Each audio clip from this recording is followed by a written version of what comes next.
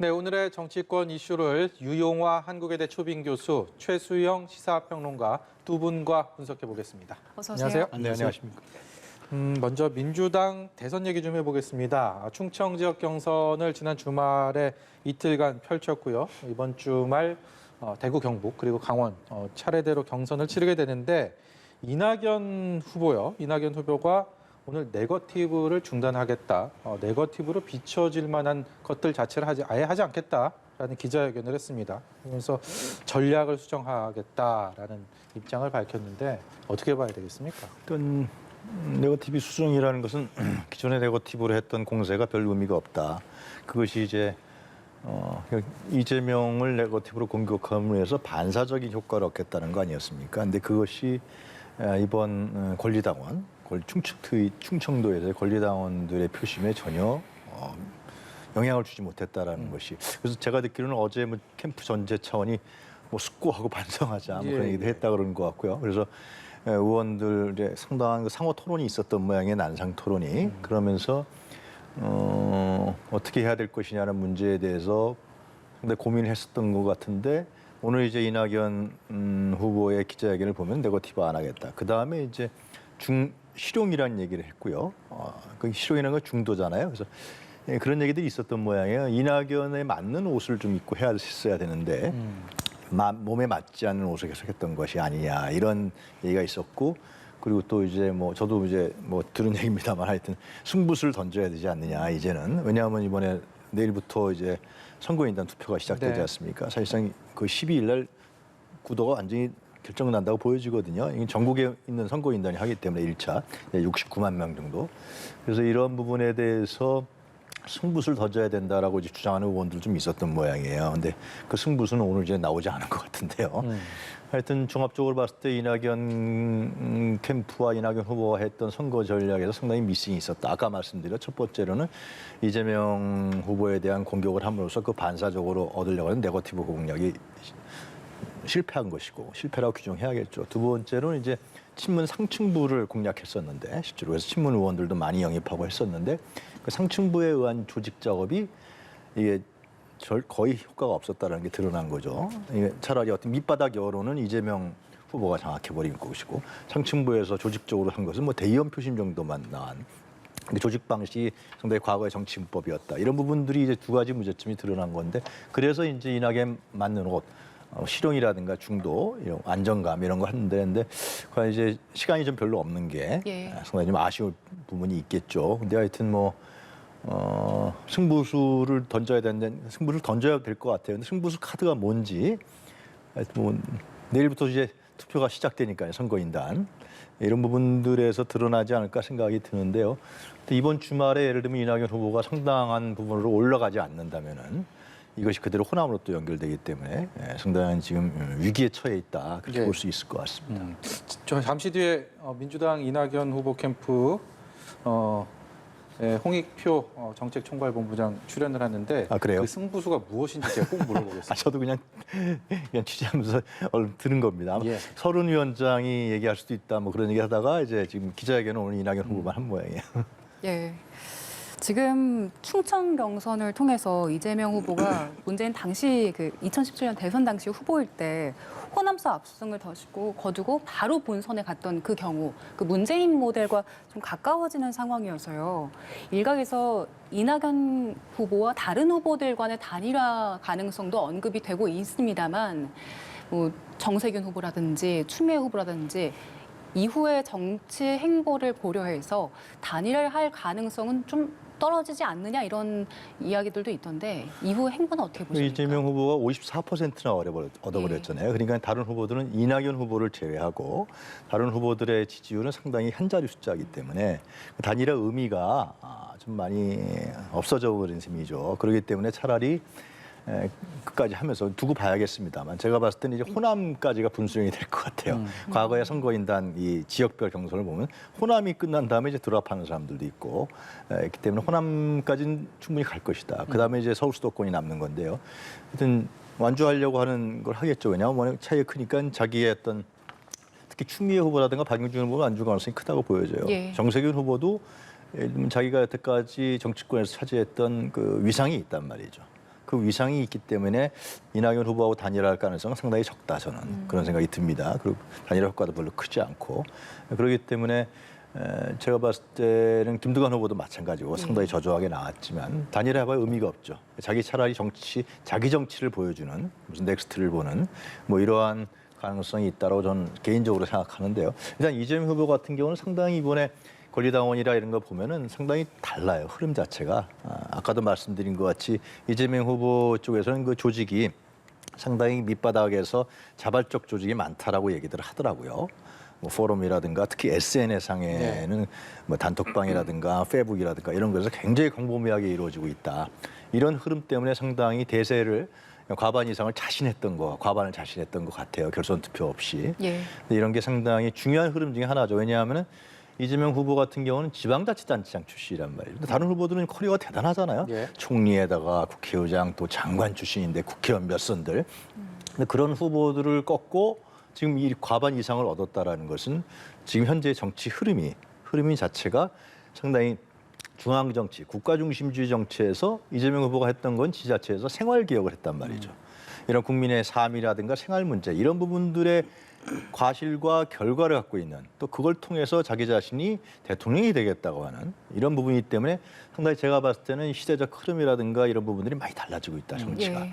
이번에 물론 이제 선거인단까지 봐야겠습니다만은 현재 권리당원들이 핵심이고 충청도였기 때문에 그런 흐름이 지금 조성되고 있고 그 흐름에 이재명 후보가 있는 것이 아니냐 저는 개인적으로 생각합니다. 사실 유권자 입장에서는 어떤 주요 선거 때마다 단일화를 보는 것도 어떻게 선거를 보는 즐거움이랄까요? 이 표현이 적절할지 모르겠습니다만 하나의 포인트 중에 하나인데 최수영 평론가께서 보시기에는 지금의 민주당 대선 경선 단일화 가능성 얼마나 있다고 보세요? 2등과 3등의 어떤 합산이 1등과 좀 견져서 어느 정도 돼야지 된 이 가능성을 얘기하시는 분들이 많긴 하던데. 그러니까 말씀하신 것처럼 단일화라는 것이 사실 후보들 간에는 휘말리는 독일 수는 있지만 그게 보고 느끼는 국민들이나 당의 입장에서는 사실 굉장한 흥행 카드거든요. 예. 마지막까지 살아있는 변수기 때문에 거기에 대해서는 상당히 이제 귀추가 주목될 수밖에 없는데 이번 민주당 경선을 놓고 보면은 그야말로 조건절이 하나 사라져버린 거예요. 그러니까 그 이재명 후보가 이제 다른 후보들의 단일화 여부는 이재명 후보가 50%를 하지 못하는 걸 전제로 하는 게 단일화인데 예. 이미 50을 넘어서 버렸단 말이에요. 그러니까 나머지 후보들의 총합이 50이 안 되는데 그럼 단일화의 의미가 있겠냐? 물론 이제 이게 가장 아직 얼마 안 되는 충청 표심밖에 안 되는 거지만 그래도 불구하고 가능성을 이제 봐야 되는 단초를 보여주는 그런 상황이었는데 그게 사라져 버린 거예요. 그러니까 이낙연 후보 입장에서는 어쨌든 10% 차이 내에 그 이재명 후보를 묶어둔 상태에서 다른 후보들의 합을 받을 때 그것이 나의 시너지로 나타나는 게 이제 단일화의 방법인데 그 가능성이 사라져버리고 다른 후보들은 가만히 지켜보다가 내가 여기서 단일화로 무엇을 정치적 이득을 얻겠느냐? 없어요. 그러다 보면 사실 김두관 후보는 이번에 지방분권 했죠. 예. 박용진 후보는 유능한 진보라는 자기 이미지를 얻었어요. 추미애 후보는 개혁이라는 게 있고 정세균 후보는 나름 이 정부에서의 그 자기 지분이 있었던 굉장한 총리 출신의 정치인인데 이렇게 저렇게 계산을 해봐도 전혀 시너지가 나거나 자기 입장에서는 득이 될 게 없단 말이죠. 그러면 그대로 가서 차기 정치 스텝에 내 역할을 무엇으로 갈 것이냐를 정하고 그다음에 대세론을 형성했던 이재명 후보와 오히려 어떤 정치적 관계를 형성할 것인지 그게 사실 더 효력을 발생할 수 있는 자기의 이제 자산이 될 수 있기 때문에 이런 점에서 놓고 보면은 아쉽지만 민주당이 이미 대세론으로 접어들어 버리면은 그다음에 사실 이게 이재명 후보의 어떤 네거티브를 약화시키거나 본선 경쟁력은 조금 좀 미리 보여줄 수 있지만 흥행 가능성 그다음에 역동성 이건 대단히 좀 아쉬운 대목으로 남을 수 있다라고 저는 이제 평가를 합니다. 예.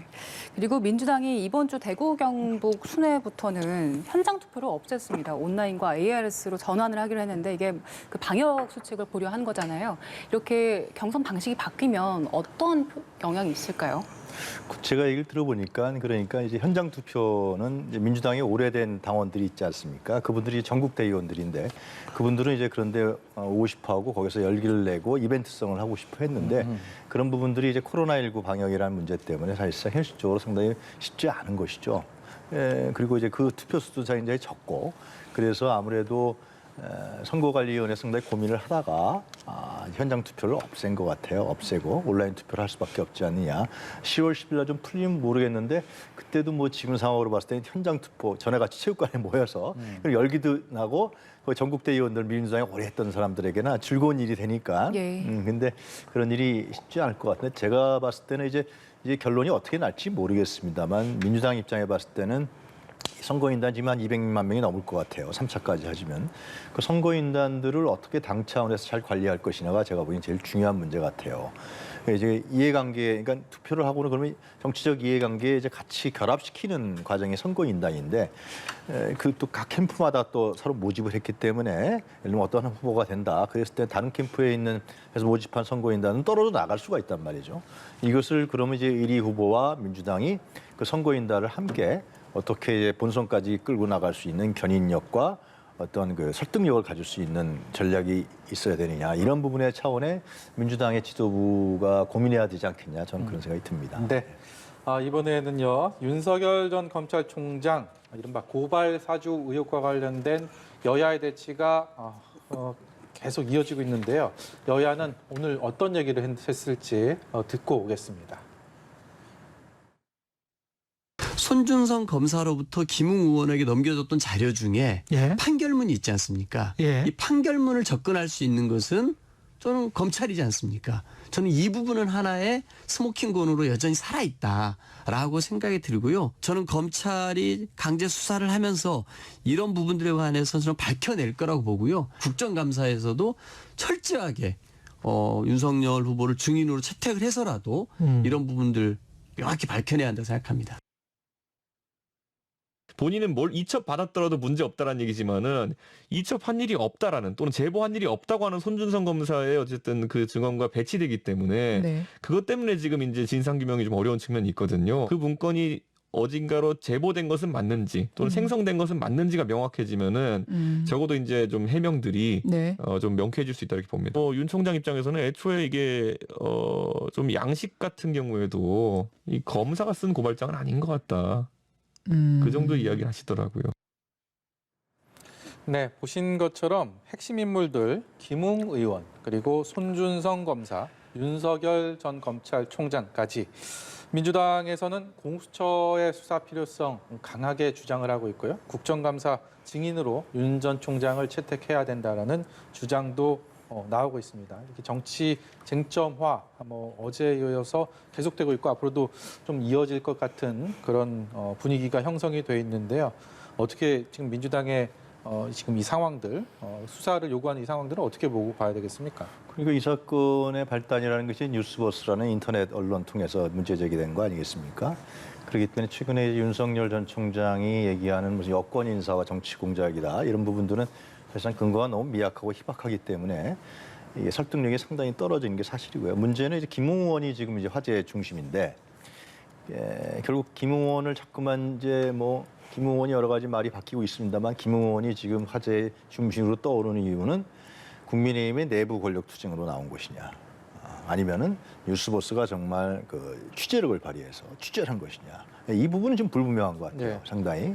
근데 문제의 본질은 뭐냐면 결국은 이것이 사실이라 그러면은 윤석열 전 총장이 검찰 권력을 사유화했다는 거거든요. 국가 권력을 사유했다는 중대한 문제가 사실상 나올 수밖에 없습니다. 그래서 이제 윤호중 원내대표는 국감 증인으로 윤석열 전 총장을 세워야 된다라는 문제예요. 근데 이것도 결국은 이게 단기간에 밝혀지겠습니까? 서로 간에 정치 공방을 또 하다가 어떤 상당히 국민의 시각에서 멀어질 수도 있는데 결국은 이제 공수처 수사라든가 아니면 검찰 대검에서의 감찰이라든가 이런 부분들을 통해서 하나하나 이제 베일이 벗겨지겠죠. 그러나 근데 너무나 이제 예를 들면 개개만 천착하다 보면 이 이번 사건의 본질을 우리가 놓칠 수도 있어요. 이번 사건의 본질은 아까 말씀드린 것 같이 그것이 현재는 규명이 안 됐지만 검찰 권력을 사유화시켰다는 문제이기 때문에 이런 부분들이 어떻게 밝혀질지는 상당히 제가 보기엔 중요할 것 같고요. 그 다음에 이제 우리가 넥스트로 볼 수 있는 것은 대선 구도가 좀 변하고 있다는 겁니다. 이 사건 때문에 상당히 윤석열 전 총장에게 치명적인 타격을 줄 수 있는 사건이기 때문에 윤석열 후보의 지지율이 좀 내려갈 수밖에 없고 반대로 이제 지금 상당히 추격하고 있는 홍준표 후보의 지지율이 올라가는 그러면서 야권의 어떤 대선 지형이 바뀌고 마찬가지로 여야의 대선 지형도 상당히 1위 후보끼리의 부분들이 상당히 바뀔 수도 있는 그래서 대선 구도가 상당히 전에는 단순했다고 저는 생각이 드는데 예. 만약에 그것이 바뀐다 그러면 좀 복잡해지는 정책적이고 이념적이고 진영적인 이런 대선 구도로 바뀔 확률도 상당히 있다. 그렇게 저는 보고 있습니다. 네, 큰 틀에서 이야기를 쭉 해주셨는데 지금 아직은 그 언론사의 의혹 제기 수준이잖아요. 그래서 윤석열 전 총장이 직접적으로 관여한 그 정황도 전혀 없고요. 이런 상황에서 공수처가 이 사안을 맡게 된다면 그 자체로도 좀 정치적 공방에 휩싸일 수 있는 거 아닙니까?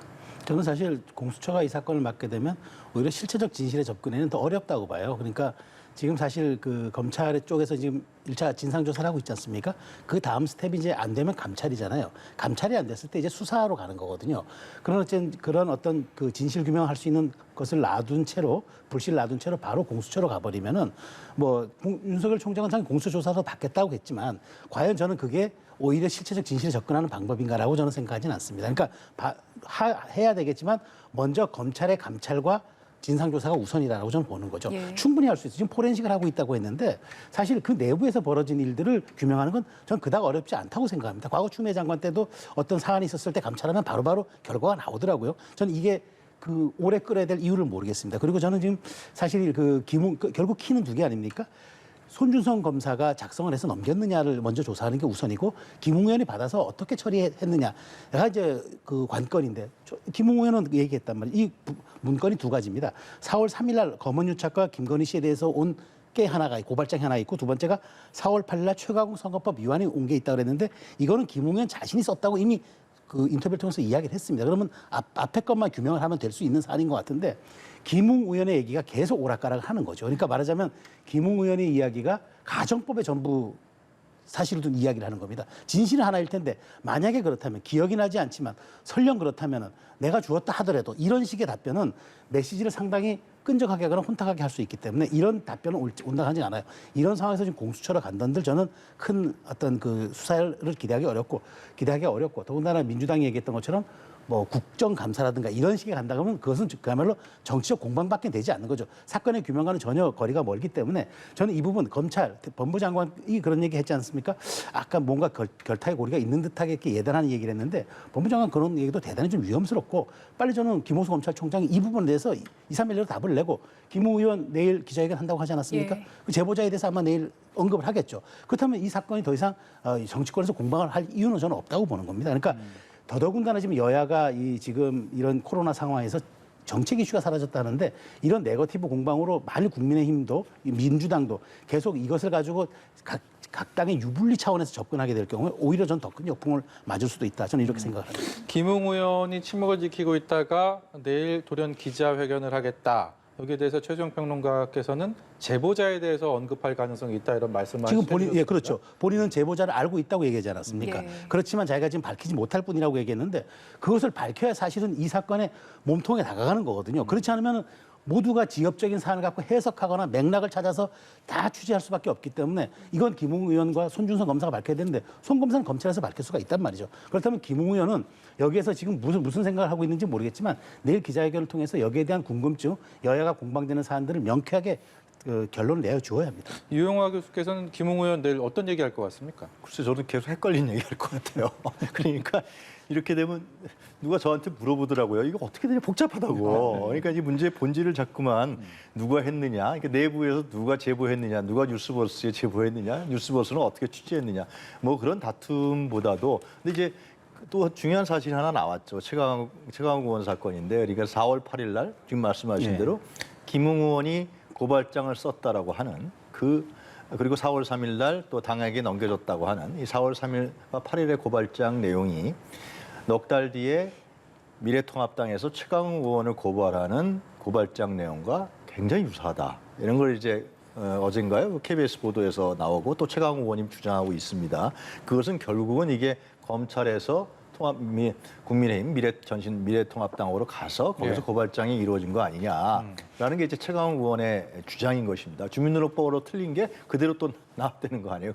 그러니까 이게 그 안에서 이루어진 일이라는 게 자꾸 명확관화해지는 것이죠. 그러니까 이 국민의힘 내부가 복잡해지는 거지. 누가 제보했느냐, 어떻게 취재했느냐 이런 문제로 가고 있는데 아까 말씀드린 것 같이 이건 뭐 수사를 통해서 밝혀지겠지만 만약에 이것이 정말 사실이라 그러면 야권 내부에서 이런 다툼 속에서 일어났건 취재에서 일어났건 간에 이 검찰 윤석열 전 총장이 자기 부인까지 또 결합되어 있는 거 아니겠습니까? 김건희 도이치모터스 쪽 조작 사건도 사실이 아니다라까지 고발장 내용이 나와 있기 때문에 예. 이 상당히 가족까지 포함한 검찰 권력을 사유화한 그런 의혹과 징후가 뚜렷해진다.